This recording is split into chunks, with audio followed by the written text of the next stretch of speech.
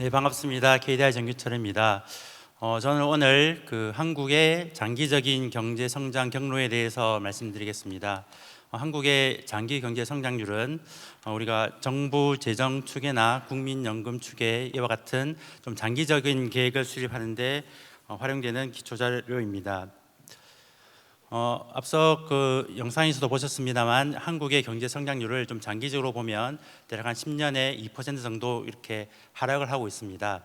그래서 저는 이렇게 성장률이 하락하고 있는 원인은 무엇이고, 그 다음에 이제 앞으로는 어떻게 될 것인지, 또 그에 기반해서 우리가 할 수 있는 일은 무엇인지에 대해서 말씀드리고자 합니다. 우리가 경제가 이제 성장을 하려면 이제 크게 보면 두 가지 방법이 있을 텐데요. 조금 더 많은 생산 요소를 투입할 수가 있습니다. 생산 요소라고 하면 자본, 그 다음에 노동이 될 것이고요. 이렇게 생산 요소를 투입하는 것을 조금 더 효율적으로 해서 더 많은 생산을 하는 생산성을 올리는 방안이 있겠습니다. 그래서 지금까지 우리 경제가 성장해 온 것이 이렇게 노동의 투입을 늘린 부분, 자본을 늘린 부분, 그리고 생산성이 개선된 부분, 이렇게 세 가지로 나누어서 한번 봤습니다. 말씀드렸듯이 한 10년에 대략 한 2% 정도씩 성장률이 하락을 했고, 여기서 이제 우리가 좀 주목할 수 있는 것이 이제 첫 번째가 이제 노동인데요. 노동의 성장 기여도는 시기별로 큰 차이 없이 대략 한 성장의 한 1% 포인트 정도를 이제 그동안 담당해 왔던 그런 점이 하나의 특징으로 볼 수 있고, 두 번째는 2010년을 기준으로 그 이전과 그 이를 보면 제일 마지막에 하얀색이 생산성인데, 생산성이 좀 많이 하락을 했습니다. 1.9에서 0.7% 정도로 이제 그 기여율이 많이 하락했는데, 다시 말해서 2010년 이후에는 주로 생산성이 하락을 하면서 우리 경제 성장률이 하락한, 다시 말해서 이 생산 요소를 충분히 효율적으로 활용하지 못했던 그런 모습을 우리가 관찰할 수 있겠습니다. 생산 요소인 노동과 자본은 우리가 조금 상상하기가 쉽지만 생산성이라는 것은 좀 상당히 좀 추상적인 개념이 될 것인데요. 이 생산성을 결정하는 요인에 대해서 작년에 이제 OECD에서 좀 정리를 해놓은 게 있는데요. 같은 생산 요소를 투입하더라도 더 많이 생산하기 위해서는 일단 기술 수준이 높아야 될 것입니다. 그래서 첫 번째로 어떻게 이제 연구 개발 이런 것들을 통해서 기술 수준을 높이는지, 혁신을 통해서 기술 수준을 높이는지, 이것이 생산성을 결정하는 중요한 요인이 될 것이고, 이렇게 개발한 기술을 어떻게 경제 전반에 확산할 것인가, 이것도 중요한 요인이 되겠습니다. 이 부분은 이제 주로 교육을 통해서 인적 자본을 육성하는 그런 방향이 될 것이고요. 이렇게 자본과 노동이 또 한편으로는 아주 적재적소에 효율적으로 배치됨으로 인해서 생산량이 더 늘 수 있는, 그래서 자원 배분을 조금 더 효율화할 수 있는 그런 방안들이 이제 생산성을 결정하게 되겠습니다.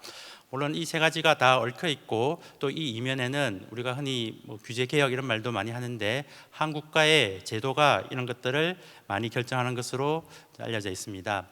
그동안 이제 한국 생산성이 왜 둔화되었는지를 조금 나눠서 생각해 보면, 이제 앞서 말씀드렸듯이 기술 수준의 측면에서는 우리가 과거에는 미국이나 일본과 같은 선진국의 기술을 모방하고 또 수용함으로써 기술을 많이 발전시켜 왔다면, 어느 정도 기술 수준이 올라간 다음에는 그 여지가 많이 줄고 더 이상 이렇게 따라잡기의 전략이 좀 한계에 부딪히는 그런 상황이 이제 올 수밖에 없을 것이고, 또 이렇게 다양한 환경이 변하는 상황에서 또 교육이 충분히 이런 기술을 확산하는데 도움이 되지 못했던 그런 측면도 있습니다.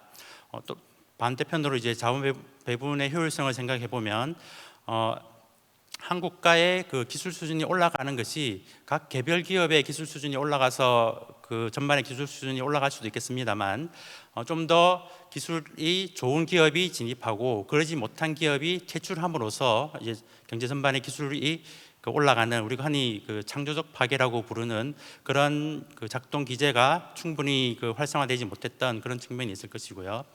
노동의 분배에 있어서도 고용의 안정성이 또 지나치게 강조되다 보면 좀 수익성이 떨어지는 기업에서 노동을 줄이려고 해도 줄일 수가 힘들게 되고, 그 결과로 또 신생 혁신 기업에서는 오히려 인력난이 발생하는 이런 노동 배분의 비효율성도 우리가 관측할 수 있었습니다. 그리고 이런 자원의 배분은 주로 금융시장을 통해서 많이 결정이 되는데, 한국의 정책 금융들이 그 정책 금융이 주로 뭐 중소기업이라든지 또 수익성이 약한 기업을 좀 도와주는 그런 측면으로 또 진행된 면이 있기 때문에 또 그 부분에서 또 자원 배분에 그 왜곡이 있었다고 보입니다. 또 이와 함께 그 글로벌 금융위기 이전 2010년 이전에는 국제 협력이 많이 진행되고 있었습니다. 뭐 중국도 그 세계 경제에 들어오고 이러면서 아주 효율적인 생산이 많이 진행될 수 있었던 환경이었다면 한 2000 글로벌 금융위기 이후에는 이런 추세가 둔화되고 오히려 조금은 위축되는 그런 모습을 보였고 뭐 한국도 오른쪽 그래프에서 보시듯이 그렇게 뭐 자유롭지 못했습니다. 그리고 앞서 이제 정대희 박사님께서 이제 발표해 주신 것을 뭐 생각해 보면 이게 앞으로도 그렇게 그 녹록한 상황이 될 것을 좀 기대하기 어려운 보입니다. 산업별로 보면 이제 제조업과 서비스업을 비교해 보면 한국은 이제 좀 제조업이 많고 서비스업이 좀 부족한 그런 그 국가인데요. 제조업과 서비스업의 중요한 차이점 중에 하나는 이제 제조업은 국제 그 시장에서 이제 충분히 경쟁을 하고 있는 반면에 이제 서비스업은 또 다양한 그 진입 규제들로 이제 보호가 되고 있습니다. 뭐 예를 들어서 뭐 면허 같은 것이 있어야지 뭐 영업 활동을 할 수 있고 그 면허는 또 시장에서 결정되는 것이 아니라 또 규제를 통해서 결정되는, 그래서 이러한 그 규제로 인해서 보호되고 있는 서비스업에서는 생산성이나 경쟁력을 그 제고할 유인이 또 현저히 줄어들게 됩니다. 저 오른쪽 그래프는 이제 서비스업의 그 노동 생산성을 보여주는데 다른 국가에 비해서 좀 현저히 많이 낮은 그런 모습을 보였습니다.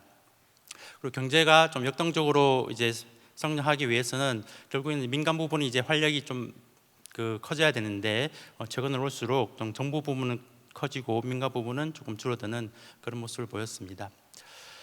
이제 그 향후 전망을 좀 말씀드리겠습니다. 생산성이라는 것은 우리가 좀 전망하기가 또 쉽지 않고 또 이런 생산성은 좀 확정적이기보다는 우리가 앞으로 뭐 경제 정책을 어떻게 한다든지 그에 따라서 또 많이 달라질 수 있는 그런 부분이 되겠습니다. 제가 앞쪽에서 이제 말씀드렸던 숫자 중에 하나를 기억하시면 좋을 게 2010년대에는 생산성 증가세가 둔화되고 그 숫자가 0.7이었습니다.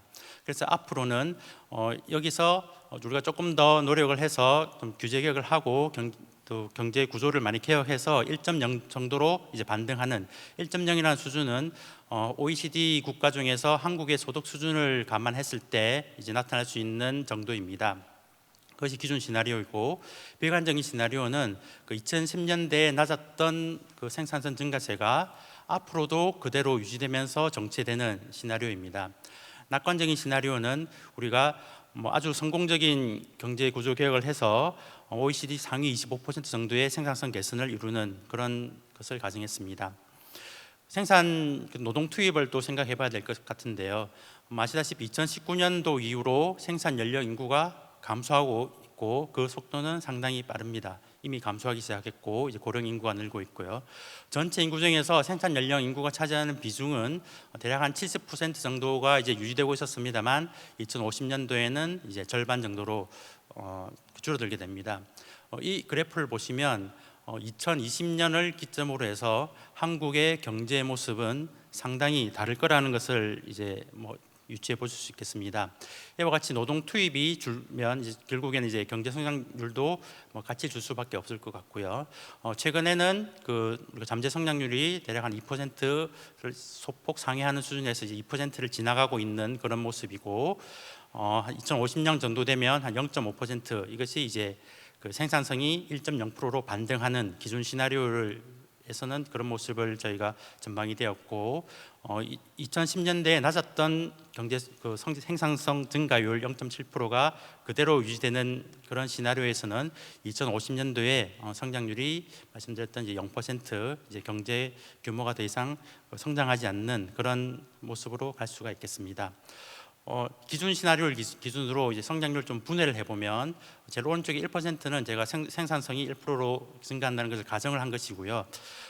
앞쪽에 이제 기억하면 좋은 수치가 이제 노동의 그 경제 성장 기여도가 대략 한 1% 정도 되었습니다. 그렇지만 이제 20년대에는 그것이 0% 그리고 30년대를 지나면서 그것은 이제 성장에 오히려 마이너스 이렇게 기여를 하게 됩니다. 저희가 취업자 수가 저희가 올해 한 10만 명 정도 증가한다고 이렇게 전망을 했는데 이제 앞으로는 취업자 수가 증가하지 못하고 이제 감소하는 그런 모습을 아마 2020년대 말에는 저희가 예상을 하고 있습니다. 1인당으로 보더라도 그 전체 인구 중에서 생산에 참여하는 생산 인구 비중이 이제 그 하락하게 되면 1인당 GDP도 같이 이제 감소하게 되겠습니다. 지금까지 좀 정리를 하면 이제 노동력이 좀 많이 부족해지면서 성장률은 좀 하락세를 지속할 것이고 그런 과정에 그 하락하는 모습은 또 그 생산성을 얼마나 개선할 수 있는지에 따라서 좀 달라질 수 있다. 이것이 지금까지 이제 보여드렸던 내용입니다. 그럼 이제 이런 환경에서 우리가 좀 뭘 할 수 있을지를 조금 더 살펴보면 저희가 노동 공급이 많이 줄어든다고 했는데 이 그래프는 이제 각 국가별로 남성과 여성의 경제 활동 참가율을 그린 것입니다. 큰 특징은 빨간색이 한국인데요. 그 초반 20대 정도의 한국은 좀 취업 시장에 늦게 다른 국가에 비해서 늦게 진입하는 그런 상황 모습이 보였고 조금 더 주목하는 것은 이제 오른쪽에 이제 여성의 경제활동 참가율인데요. 30대 그리고 한 40대 초반에 그 여성의 경제활동 참가율이 좀 하락하는 그런 모습을 보입니다. 저 모습을 보고 이제 M자 커브라고 하는데 다른 국가에서는 그렇게 두드러지지 않는데 한국에서는 이 모습이 상당히 두드러지고 또 이와 함께 우리가 지금 관측하고 있는 것은 출산율이 상당히 낮은 것입니다. 이 두 사실을 좀 합쳐서 이제 생각을 해보면 한국의 그 출산 유아기의 여성들이 일과 육아를 좀 병행하기 어려운 그런 상황이 이제 오른쪽 그래프에 나타나 있고 그 결과가 출산율이 좀 많이 낮은 그런 것이 아닌가 하는 것을 이제 유추해 볼 수 있겠습니다. 좀 더 이제 정책 방향으로 조금 들어가서 말씀을 드리면 앞쪽에 이제 생산성에 따라서 우리 경제 성장률이 많이 달라질 것이라 이렇게 말씀드렸는데 이제 교육을 통해서 얼마나 이제 기술을 전파할 수 있는가 그리고 노동 자원을 얼마나 효율적으로 배분할 수 있는가 이것은 아마 좀 세션 3에서 조금 더 자세히 다루어질 것 같고요. 이와 함께 그 시장의 진입을 막는 규제들 그런 것들을 이제 조금 더 완화해서 좀 스타트업들이 또 새로운 환경에서 또 새로운 규제 하에서 조금 더 활발히 진입할 수 있고 또 퇴출될 기업들은 또 퇴출되는 그런 모습을 저희는 조금 더 이제 그 기대할 수 있도록 되어야 될 것 같고요. 마지막으로 이제 그 정책 금융에 있어서도 조금 더 혁신적인 아이디어를 가지고 있는 기업들이 단지 신생 기업이라는 이유로 좀 금융시장에 접근하지 못하는 그런 시장 실패를 좀 보완하는 방향으로 그 정책 금융이 조금 더 중점을 뒀으면 좋겠다는 말씀을 이제 드리겠습니다. 그리고 이제 그 노동 공급이 많이 축소된다고 이제 말씀을 드렸는데 아까 말씀드렸던 출산 육아기의 젊은 여성은 그 생애 주기를 봤을 때 상당히 생산성이 높은 그런 시기입니다. 이런 여성들이 일과 육아를 조금 더 병행할 수 있는 그런 환경을 갖추는 것이 우리가 조금 더 지금 현실적으로 생각해 볼 수 있는 방안이 될 것이고요. 한국 사회가 이제 급속히 고령화가 된다는 의미는 그만큼 고령층이 늘어난다는 얘기고 그 고령층은 과거와 달리 건강 상태가 상당히 좋고 충분히 일을 할 수 있는 그런 상황임에도 불구하고 혹시 제도적인 요인으로 노동시장에서 좀 빨리 벗어나는 그런 상황은 우리가 조금 더 개선할 필요가 있지 않을까 이렇게 생각을 하고 있습니다. 우리가 앞쪽에 이제 대외 개방 이런 것이 이제 중요하다고 말씀드렸는데 우리 흔히 대외 개방이라고 하면 이제 상품 시장의 개방을 이제 많이 떠올리게 됩니다만 인력 시장도 마찬가지로 이제 개방을 하고 외국 인력을 조금 더 우리가 받아들일 수 있는 그런 환경이 조성된다면 지금 우리가 겪고 있는 이런 노동 공급의 부족을 조금은 더 완화할 수 있을 것이라고 이제 생각합니다. 네, 이상입니다. 감사합니다.